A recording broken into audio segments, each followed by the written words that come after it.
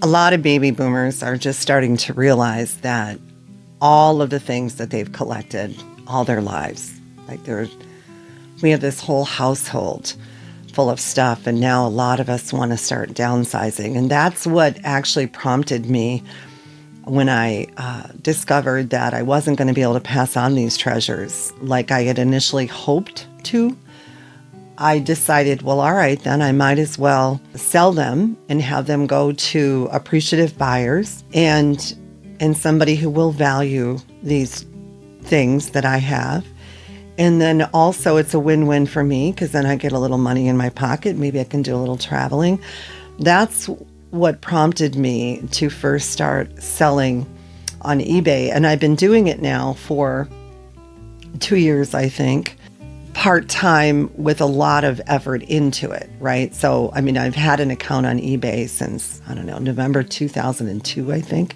But I only the last few years started doing it in earnest. And that's when I decided to really do a deep dive into it. Because if I'm going to do it, I'm going to do it right. I'm going to not waste time and energy, which I ended up doing anyway. But that was okay. I gave myself a period of time. I decided that this was an educational time for me, and I gave myself a period of time to learn different items, research them, because once I got into it and was downsizing, I discovered it's a great way to make some part-time money. It's not an easy, I don't know, a lot of people, I think they think you get into it and you just make some easy money, and it is not easy money. I will tell you that. It is wonderful to be able to work out of your own home. That takes discipline, right? In order to put aside time to get that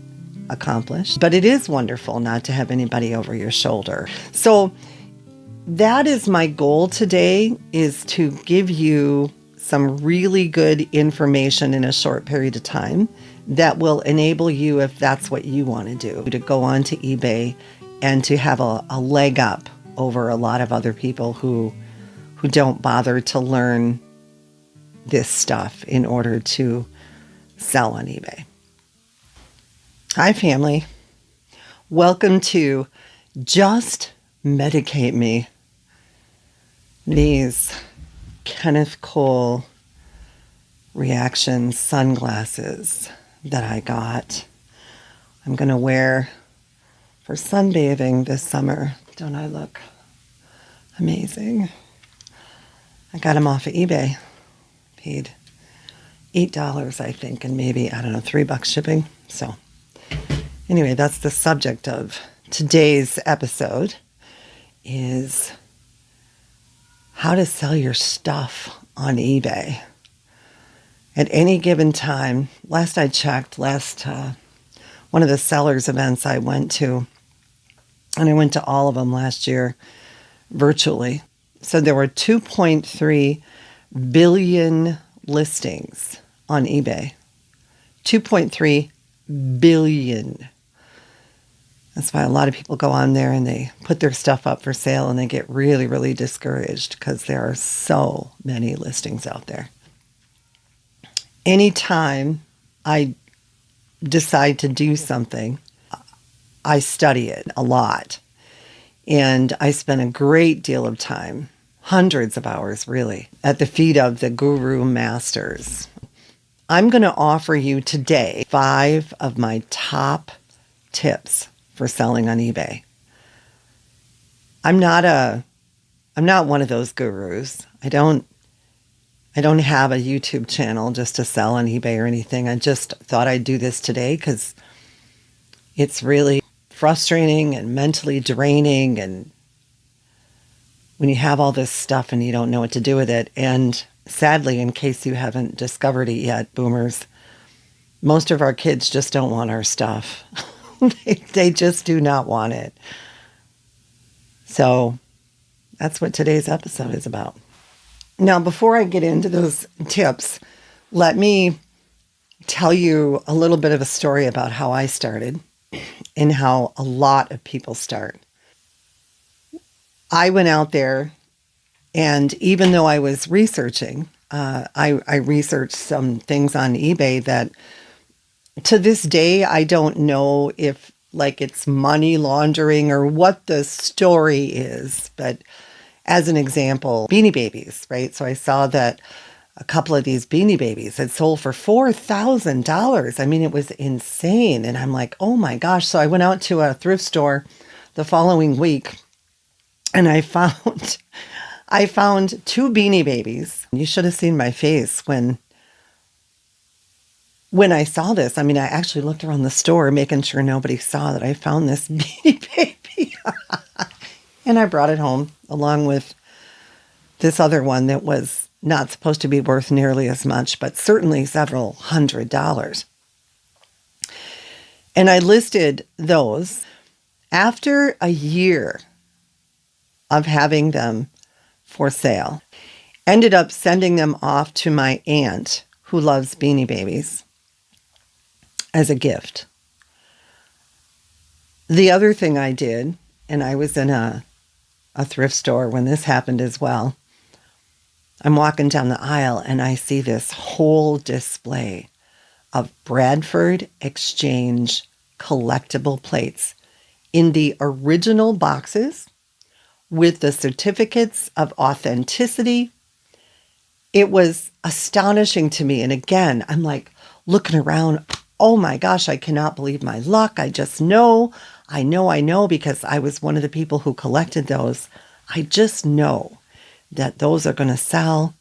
And I cannot tell you how many hours I spent researching each and every one of those, getting all the information on each one, listing them individually on eBay. It probably totaled, I don't even want to guess. It was an insane amount of time that I did that. Fast forward a year and a half, a year and 3/4, and I sold them all, like 40 plates, to a guy next town over who gave me $30 for the whole shebang. So the first tip for you is just understand, and you probably won't believe this either. Human nature is for us to think that we're the exception.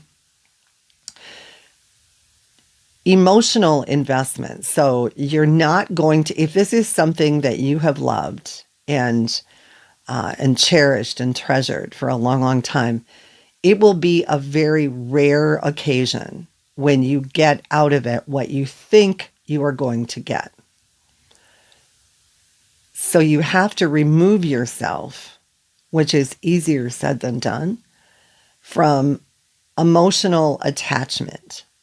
If you are going to remain emotionally attached to the item, you don't want to sell it as a general rule, because you will be very, very disappointed. Tip number 2 is a greatly battled debate that continues to go on among the eBay sellers. And I'm not going to get into the debate. I'm just going to share my experience with you. When I was working for a call center some years back, it was for a very well-known clothing brand. It was Black Friday, and there were 600 calls in queue, meaning there were 600 people waiting to speak to us to place their orders. And I got on the phone with this woman who was very pleasant. And she asked me if I would please waive the $8 shipping fee because her order came to $49 and the free shipping started at $50. So of course I did. That's good customer service. But that's not the point of this story. The point of this story is that during the course of this conversation, I discovered this woman was a doctor. A doctor had waited 12 minutes on hold so that she could save an $8 shipping charge because there was only $1 difference until she got the free shipping. Now think about that. That's human nature, and most of you will agree. We don't like the idea of paying shipping. It just goes against the grain. Maybe the younger folks are better at it. I don't know. But, us boomers, we hate the idea of shipping charges.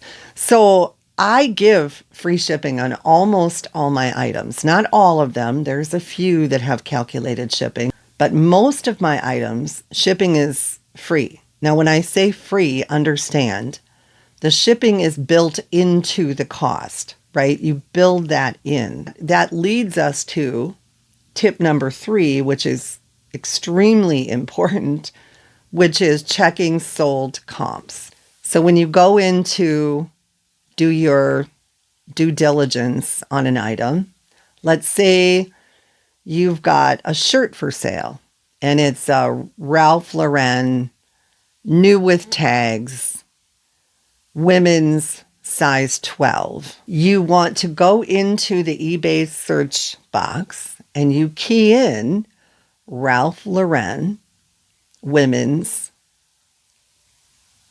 You probably want to put in the size. I don't always do that, but women's, Ralph Lauren, and of course the style of the shirt. The more keywords you have, the better results are going to come up. So when you see the results, so let's say there are 25 Ralph Lauren, new with tags, shirts for sale. Then you filter, only then do you go in and you check off sold. So there's a filter that is for sold items that goes back 90 days. When you check that off, now it will bring up the Ralph Lauren shirts that have been sold in the past 90 days. So now you can do a comparison. So let's say you saw 100 for sale. And if there were 200 that sold, you've got yourself a hot item. The supply does not meet the demand. But if you go in there and you see 100 for sale, but only 2 have sold, you're going to sit with that item for a long time. That is the first thing to know, is that you absolutely want to check what are called the sold comps. And it's a relatively easy thing to do when you're out and about price checking. When I first started on eBay, it took me hours to go through a store, and now I can do it a lot quicker because I do it to make a part-time income. If you're doing it just to downsize, you certainly want to make certain that you check your item so that you can put in a good price, a solid price. And I recommend free shipping, having built in the shipping into that price. That way, people who check off free shipping as part of their filter, so when they go in to do a search, they do the check mark free shipping. If you don't have free shipping on your item, yours won't even show up in their search, right? So if you have free shipping, it reduces the number of items that they'll see. I think of that as a key tip to do the free shipping, because then you increase your market exponentially. Tip number 4 is actually 2 tips in one. I'm just going to combine them together. The title and your description. The eBay title, you have 80 characters to put in there exactly what you have. And you want to be concise. You don't need words like and with as a general rule. You want to be specific. If something is an antique, you want to say that. If something is vintage, you want to say that. Be accurate in both the title and the description. Embellishing something that you have, making it seem better than it is, or not disclosing certain faults or defects, will result not only in a return, which, by the way, you don't have a choice on, even if you don't take returns. If an item is not as described, absolutely eBay will side with the buyer and you will lose that money. So other than the fact that it's just good business, to be honest, you want to be very accurate in your description and take pictures of anything that is considered a defect and just be upfront. I've gone so far as I try very hard not to have things like that, but if I get something vintage and let's say there's a small burn hole or something, I've gone so far as to, after the sale, contact the buyer and make certain they're aware. You always want to be accurate, and when you check similar listings, right? We talked about that earlier. You're going to get all the keywords you need. When people first started selling on eBay, and I did sell some things way back then, there was nothing to compare it to. There was nothing out there. Now there's a vast library. It'll be rare that you'll ever come across something that you can't get all the information you need on. It's a little bit of work, but so what? It's kind of fun actually to find out about stuff. So that leads us into the fifth tip, which I mean, all of these tips are important, but this one really, give superb customer service. And I do mean superb. I'm a top rated seller on eBay. In order to do that, I have to ship the items out the next business day. So if somebody buys something on Friday, you don't ship it out till Monday. Give top rated customer service. It will come back to you 100-fold. The feedback that I get, it not only warms my heart, I plug into the source when, I know that it's been a win-win situation. I sell internationally. That's a piece of cake. I'll tell you about that in another tip video. So when I sell something and it goes out to a buyer, especially when they appreciate it and they value it, I mean, it's a win-win. So it's an amazing feeling. Build on that relationship with your customers.